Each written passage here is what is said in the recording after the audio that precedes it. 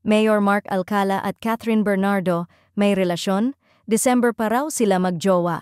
Usap-usapan ngayon ang pasabog ni Ogie Diaz na nagdulot ng matinding ingay sa showbiz.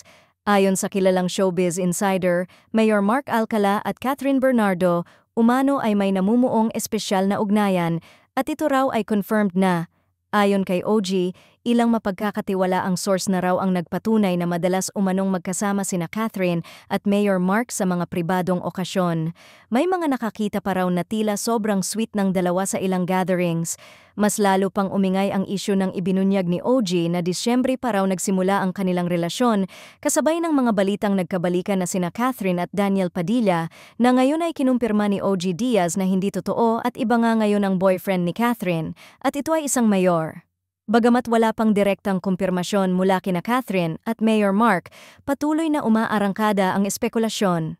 May mga fans na nagtatanggol kay Catherine, habang ang iba naman ay nagdududa sa timing ng lahat ng ito. Bukod dito, isa pang kontrobersya ang lumutang matapos sabihin ng ilang netizens na ginamit lang umano ng mga fans ni Catherine si Alden Richards para sa promo ng pelikulang Hello, Love Again.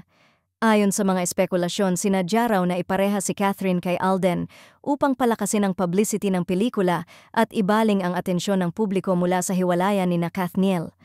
Ngayon, maraming fans ang nagtatanong kung totoo nga bang may relasyon sina Catherine at Mayor Mark o isa lamang itong estratehiya para pagtakpan ng iba pang issue.